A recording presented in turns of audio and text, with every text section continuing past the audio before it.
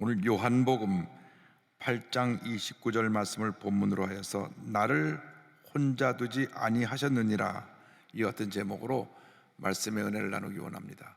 제목을 한번 크게 따라해 주시기 바랍니다. 나를 혼자 두지 아니하셨느니라. 나를 혼자 두지 아니하셨느니라.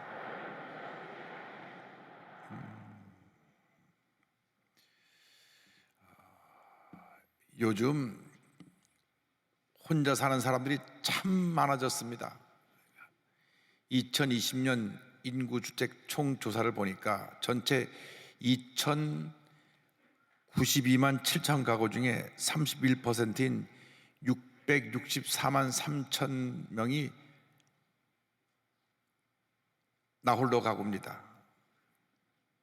그 중에 절반 넘게가 결혼하지 않고 혼자 사는 1인 가구입니다. 왜 혼자 사느냐? 홀로 되신 독거노인도 계시고, 또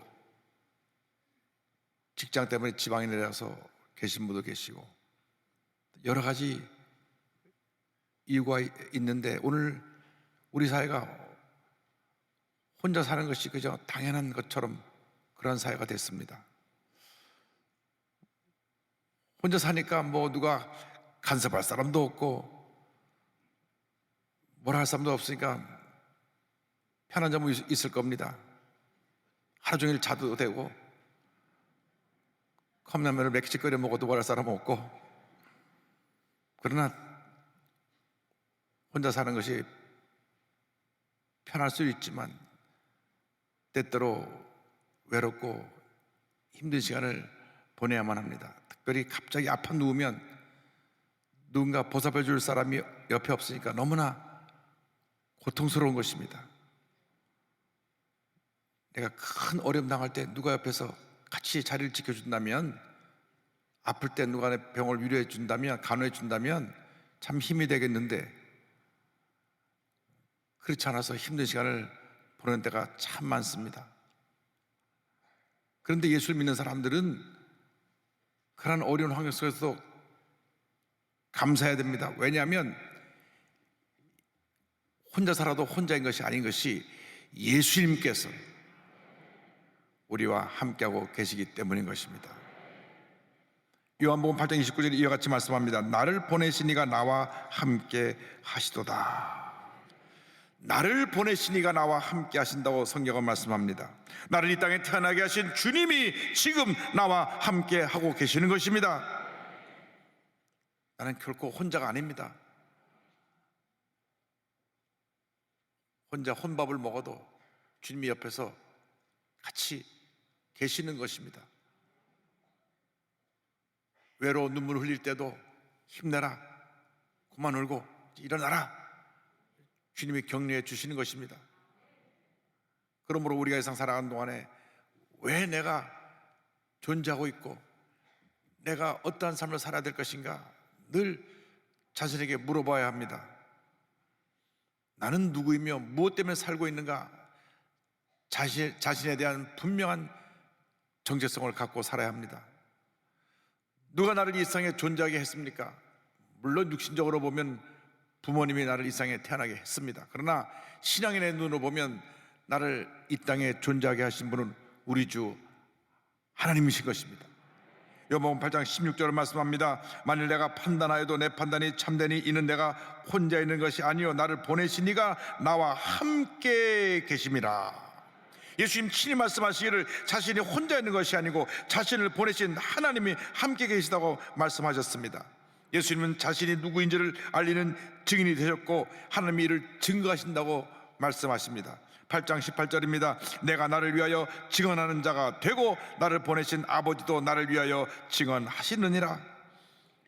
예수님께서는 하나님께서 자신을 이 땅에 보내신 것과 자신이 하나님의 사명을 받은 증인으로서 감당해야 될 그 일을 자세히 알고 계셨습니다. 지금 우린 여기까지 어떻게 왔습니까? 어떻게 살아왔습니까?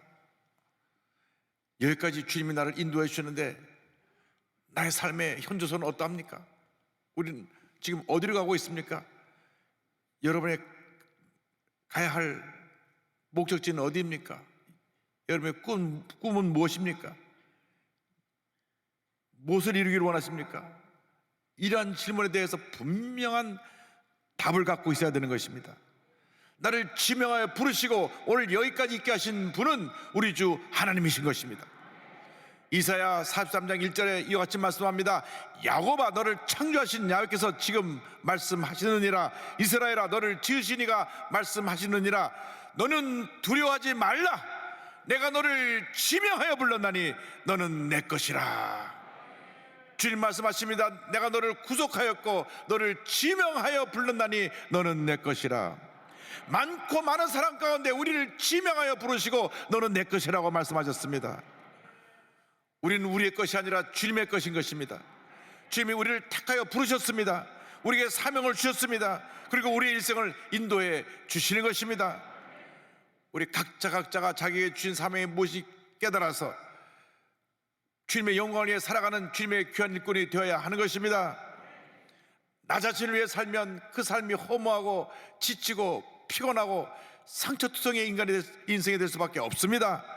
그러나 주님 중심의 삶을 살아가면, 주님의 뜻을 이루기 위해 살아가면, 비록 힘들고 어려운 삶을 살아간다고 할지라도 주님이 주시는 기쁨이 있고 은혜가 있고 하나님의 축복이 풍성히 임하게 되는 것입니다.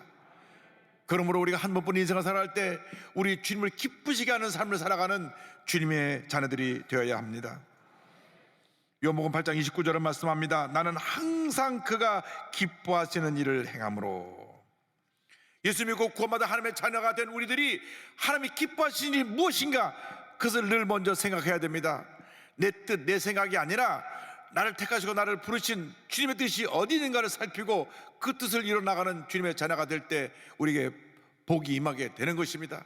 요한복음 4장 34절에 주님 말씀하셨습니다. 예수께서 이르시되 나의 양식은 나를 보내신 이의 뜻을 행하며 그의 일을 온전히 이루는 이것이니라. 6장 38절입니다. 내가 하늘에서 내려온 것은 내 뜻을 행하려 함이 아니요 나를 보내신 이의 뜻을 행하려 함이니라. 주님이 이 땅에 오신 것은 주님의 뜻을 행하는 것이 아니라 하나님의 뜻을 행하기 위해서 이 땅에 오셨다고 주님 말씀합니다. 우리 모두가 하나님의 영광을 위하여 창조된 자들입니다.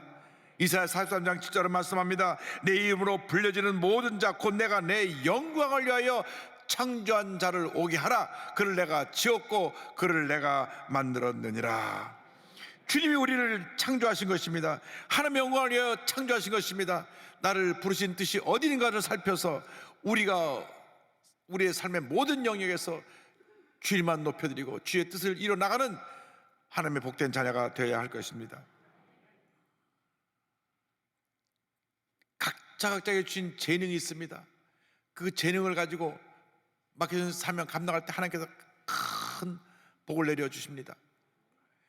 요즘 젊은 사람들은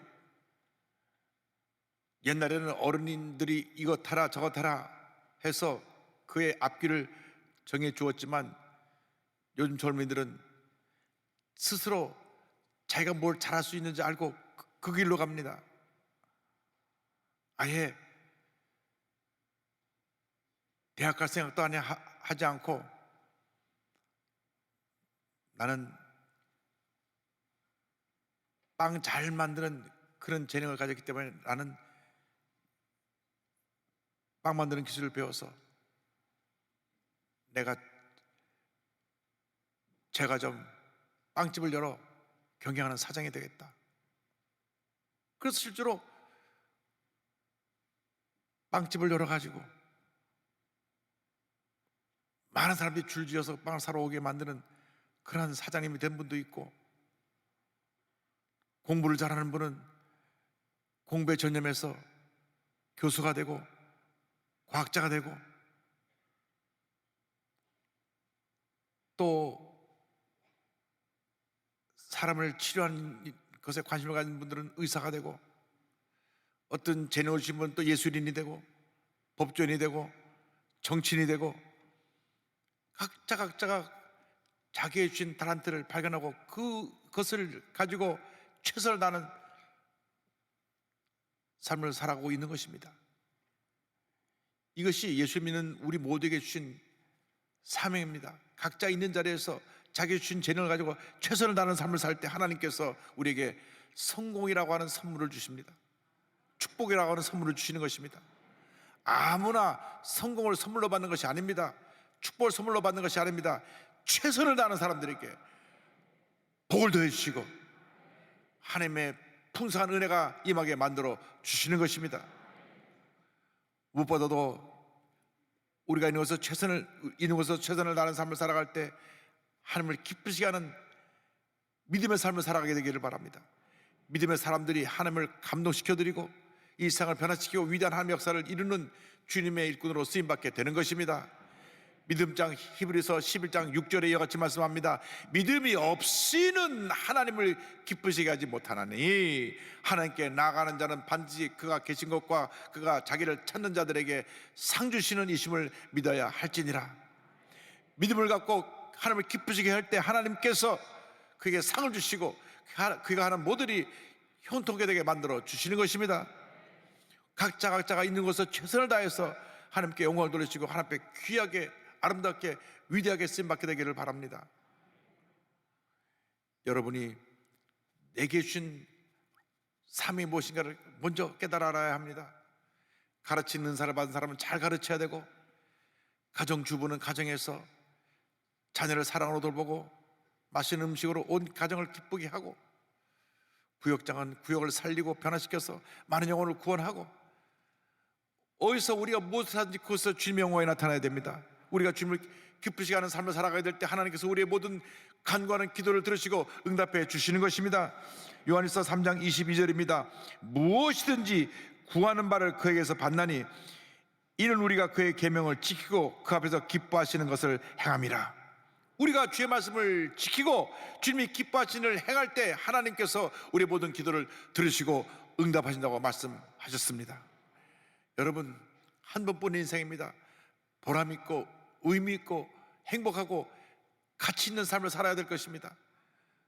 우리에게 주신 사명이 무엇인가, 나에게 주신 재능이 무엇인가를 깨달아 알아서 있는 자리에서 최선을 다하여 주님께 영광을 돌리고 주님을 기쁘시게 하는 삶을 살아가는 여러분 모두가 되기를 바랍니다. 이렇게 하나님 영광을 위해 살아가는 우리들을 혼자 외롭게 내버려 두지 아니하시고 우리와 함께 하시는 것입니다. 요한복음 8장 29절은 말씀합니다. 나를 혼자 두지 아니하셨느니라. 혼자 두지 아니하셨느니라. 때때로 인생의 길이 참 외롭고 힘들고 고통스럽습니다. 군중 속에 고독이라는 말이 있듯이 사람의 혼 속에 살아가면서도 마음 한켠에 항상 외로운 마음이 있습니다. 하나님을 떠난 인간이 가진 우주적 고독입니다. 코스믹 로니네스라고 합니다.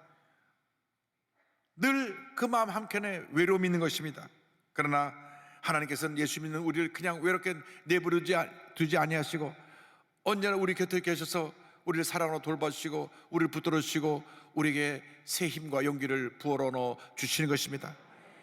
때때로 우리는 목이 말라서 시냇물을 찾는 사슴처럼 이리 뛰고 저리 뛰며 마음의 갈급함을 채우려 합니다. 시편 42편 1절 2절 이와 같이 고백하는 내용이 나옵니다. 하나님이여, 사슴이 시냇물을 찾기에 갈급한 같이 내 영혼이 주를 찾기에 갈급하니이다. 내 영혼이 하나님 곧 살아계시는 하나님을 갈망하나니 내가 어느 때에 나가서 하나님의 얼굴을 배울까. 너무나 힘들고 어려서 주님을 찾으며 주여, 내가 고통 가운데 사슴이 시냇물을 찾기에 갈급한 같이 주님을 찾습니다. 주님, 내 영혼의 갈급함을 채워 주옵소서. 외롭고 힘들고 지친 이 인생을 어루만져 주시고 일으켜 주시고 붙들어 주시고 주님의 은혜 가운데로 인도하여 주옵소서. 주님 앞에 부르짖어 기도할 때 주님이 우리의 기도를 들으시고 응답하시는 것입니다. 제가 신학교를 다닐 때 이용도 목사님의 제자인 변종호 교수님이 계셨는데, 대학을 졸업하고 우리 순복음신학교에서 편입을 해서 공부할 때 변종호 교수님 통해서 이용도 목사님에 대해서 많이 배웠습니다. 그런데 워낙 몸이 아프세요. 폐병을 앓으시고 온몸이 허약해서 양말을 겨울에 5켤레 신다 그랬습니다. 그냥 온몸을 그냥 옷으로 감고 다니시는데 나이 30대부터 폐병으로 저분은 몇 년 못 산다, 몇 년 못 산다. 그런데 주님이 그렇게 평생 아픈 그분을 붙들어 주셔서 옛말에 골골 80이라고 하더니만 한 90세까지 사셨어요. 할렐루야. 이분이 우리 조영규 목사님 동생분들을 다 찾아가가지고 신학교에 본서되라고 당신 신학교 가서 목사 돼야 돼. 그래갖고 이끌어서 목사 되신 분이 조영목 목사님, 조영찬 목사님입니다. 근데 힘드셨는지 가끔 강의할 때 그런 말씀 하십니다. 인생이란 혼자 살면 외롭고 둘이 살면 괴로운 거야요. 이응하고 기억 차이야요. 그런데 살아보니 혼자 살아도 외롭고 괴롭고 둘이 살아도 외롭고 괴로운 게 인생입니다. 시편 25편 16절 17절에 이렇게 말씀합니다. 주여 나는 외롭고 괴로우니 내게 돌이키사 나에게 은혜를 베푸소서. 내 마음에 근심이 많사오니 나를 고난에서 끌어내소서. 우리가 주님 앞에 부르짖을 때 주님께서 우리의 마음을 위로해 주십니다. 42편 5절입니다. 내 영혼아 내가 어찌하여 낙심하며 어찌하여 내 속에서 불안해하는가. 너는 하나님께 소망을 둬라. 그가 나타나 도우심으로 말미암아 내가 여전히 찬송하리로다.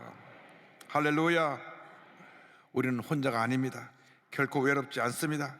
고난을 이기고 승리하는 여러분 모두가 되기를 바랍니다. 로마서 5장 3절 4절은 이와 같이 선언합니다. 다만 이뿐 아니라 우리가 환난 중에도 즐거워하나니 이는 환난은 인내를, 인내는 연단을, 연단은 소망을 이루는 줄 알미로다. 할렐루야. 환난 가운데 참고 견뎌서 인내하고 연단을 받으면 소망이 궁극적으로 이루어지게 되는 것입니다. 반드시 모든 어려움 이겨내고 승리의 삶을 살아가는 주님의 교회 일꾼들이 다 되기를 바랍니다. 제가 오늘 소개하는 이 진아영 교수님은 미국 존스 홉킨스 대학의 의과대학의 소아정신과 교수입니다. 집이 어려웠습니다. 봉제 공장에서 어머니 아버지가 일을 했는데 둘째로 태어났어요. 근데 원래 아이를 낳을 계획이 없었는데 아이가 덮어덕 태어나니까 아버지가 속상했는지 호적의 이름을 안 올려줬습니다. 우리는 태어남 동사무소 가서 출생신고를 하지 않습니까? 4살이 될 때까지 이 아이를 출생신고를 안 했어요. 그러니까 아이는 있어도 4살이 될 때까지 존재가 없는 겁니다. 4살이 되어서야 겨우 이름이 호적에 올라갑니다.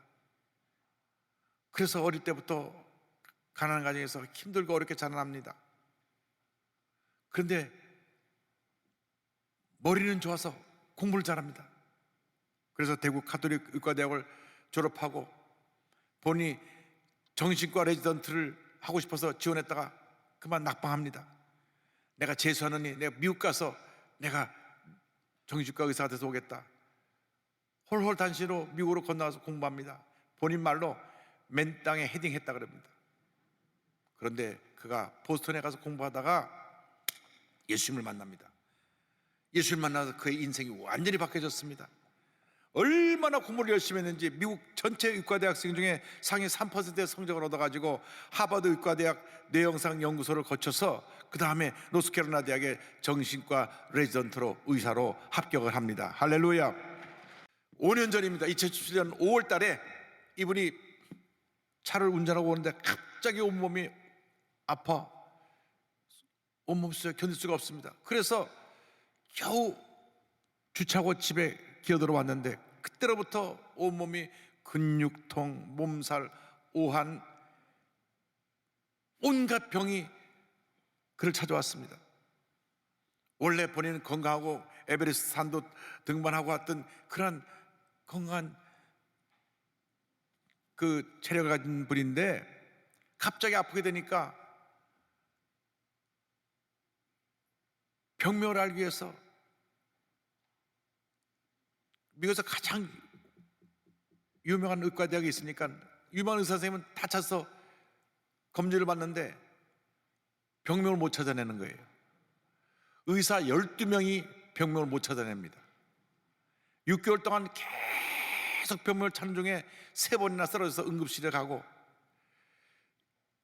겨우 6개월 만에 병명을 찾아냈는데 이름도 복잡해요. 신경맥의 저혈압 및 기립성 빈맥 증후증, 자율신경 장애로 말미암아 어지러움, 구토, 실신이 늘 수시로 다가와서 일상생활이 어려워지는 난치병입니다. 희귀병에 걸린 겁니다. 의사인 자기가 그런 희귀병에 걸렸습니다. 심한 어지러움 쪽으로 15분도 되도록 앉아있지 못하고 누워야만 했습니다. 그럼에도 불구하고 그는 하나님의 자녀였고 믿음의 사람이었기 때문에 그 절망의 순간 옆에 계신 주님을 꼭 붙들고 기도하면서 병과 싸우기로 했습니다. 주님께서 주신 말씀이 있습니다. 고린도전서 10장 13절입니다. 사람이 감당할 시험 밖에는 너희가 당한 것이 없나니 너희로 능히 감당하게 하시느니라. 이 말씀 붙잡고 내가 견딜만 하니까 주신 것이다. 고난을 축복으로 바꿀 것이다. 절대 긍정의 믿음을 가지고 병과 싸우면서 환자를 돌보고, 환자를 돌보고 나면 아파서 또 본인 누워있고, 지난 5년 동안 약 2년 가까이 누워있으면서 그가 병과 싸웠습니다. 그래서 싸우는 동안에 유튜브를 통해서 그의 믿음을 사람들에게 전하였고, 저 유튜브 팔로워가 약 140만 명이 됩니다. 별로 안 놀라시네. 140만 명. 그 유튜브를 보면요, 굉장히 감동되는 내용들이 많이 나옵니다. 그리고 모금한 것을 가지고 캄보디아에 있는 학교에 기증도 하고, 그러면서 많은 사람들에게 꿈과 희망을 주고, 어디 가서 강연을 하고 나면 강연 끝나고 나서 다시 들어 누워야 되는데도 불구하고 지금까지 미국과 한국을 오가면서 이 귀한 주님의 사랑을 증가하고 있습니다. 지 교수는 고백합니다. 의사로서 20년을 살아온 나지만 현대의학으로 완벽히 진단하고 고쳐줄 수 있는 환자보다 그럴 수 없는 환자가 더 많다는 사실은 늘 나를 겸손하게 만든다. 돌이켜보면 내가 겪은 각종 실패와 좌절의 순간들이 내게 새로운 문을 열어준 계기가 되지 않았나 싶다. 어떤 상황이 닥쳐도 다 하나님이 계획하신 것이라 믿고 일부러라도 긍정적인 감사의 마음을 되새기고 자꾸 떠올릴 수 있도록 스스로를 훈련하는 일이 중요하다. 본인이 실패를 딛고 일어나서 절대 감사의 믿음으로 이렇게 사람들에게 꿈과 희망을 전해주고 있습니다. 여러분, 우리는 혼자가 아닙니다. 우리는 결코 이 세상에 그냥 내동댕이 쳐진 그런 외로운 존재가 아닙니다. 주님은 우리를 사랑하십니다. 우리 곁에 계십니다. 우리 각자에게 사명을 주시고 그 사명을 완성할 수 있도록 우리를 돕고 계신 것입니다. 어떤 어려운 상황에 처했다고 할지라도 낙심하지 말고 그냥 주저하지 말고 꼭 주님 붙잡고 믿음으로 전전해 나간 여러분 모두가 되기를 바랍니다. 부활의 예수님을 만나러 막달라 마리아가 왔는데 무덤은 비고 예수님 보이지 않습니다. 절망 가운데 울며 예수님을 찾을 때 예수님이 나타나 마리아야 부르셨습니다. 외롭고 지친 막달라 마리아를 주님 만나셨습니다. 그 막달라 마리아가 예수님 만난 내용을 찬송으로 온 것이 찬송가 442장입니다. 이 찬송을 부르면서 여러분 외로움과 절망 속에 있는 분이 다 예수님을 만나는, 예수님과 동의하는, 예수님에서 세모롭게 되는 은혜가 있게 되기를 주님으로 축원합니다.